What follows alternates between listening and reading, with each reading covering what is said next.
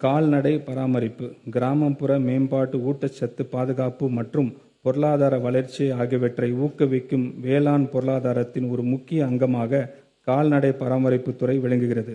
நடப்பு நிதியாண்டில் ஊரக பகுதிகளில் வாழும் நலிவடைந்த கைம்பெண்கள், ஆதரவற்ற பெண்கள், டிரான்ஸ்ஜெண்டர்ஸ் மற்றும் மற்ற மாற்றுத்திறனாளிகளுக்கு வெற்றி மகளிர் ஆடுகள் வளர்ப்பு திட்டத்தின் கீழ்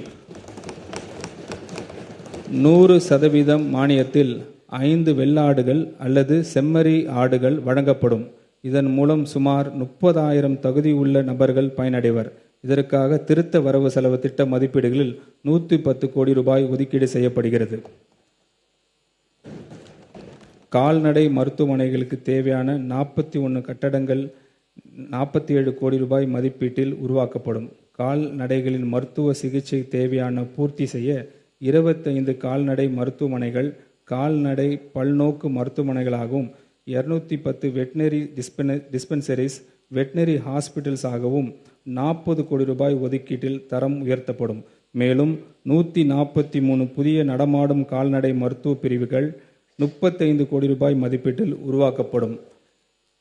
எதிர்பாராத இறப்பு, நோய்கள் அல்லது நேச்சுரல் டிசாஸ்டர்களால் கால்நடைகள் இழப்பதை விவசாயிகளுக்கு பெரும் நிதி சுமையை ஏற்படுத்துகிறது என்பதை இந்த அரசு நன்கு உணர்ந்துள்ளது. விவசாயிகளுக்கு நிதி பாதுகாப்பு வழங்க நோக்கில் இந்த அரசு கால்நடைகள் காப்போம் என்ற புதிய கால்நடை காப்பீட்டு திட்டத்தை அறிமுகப்படுத்த உள்ளது. கால்நடைகள் காப்போம் திட்டத்தினை செயல்படுத்துவதற்காக 31 கோடி ரூபாய் நிதி ஒதுக்கீடு செய்யப்படுகிறது. கால்நடைகளை பராமரிப்பதற்கான செலவில் தரமான ஃபாடஸ் தீவனத்தின் விலை மிக முக்கியமான பங்கினை வகிக்கிறது.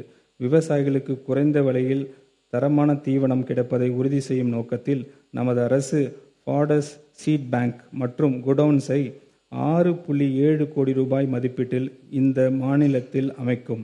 மேலும் கிரீன் ஃபாடஸ் சாகுபடியினை ஊக்குவிக்கவும், நறுக்கிய தீவன பயன்பாட்டினை மேம்படுத்தவும், சமூக பங்களிப்பின் வாயிலாக மேய்ச்சல் நிலங்களை மீட்டெடுப்பதற்கு 13 கோடி ரூபாய் நிதி ஒதுக்கீடு செய்யப்படுகிறது.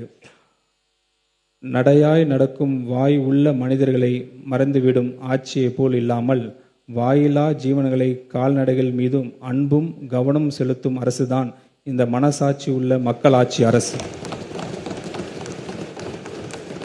தமிழ் ஜனம் சேனலை சப்ஸ்கிரைப் பண்ணாம பார்த்துட்டு இருந்தீங்கன்னா மறக்காம சப்ஸ்கிரைப் பண்ணிடுங்க.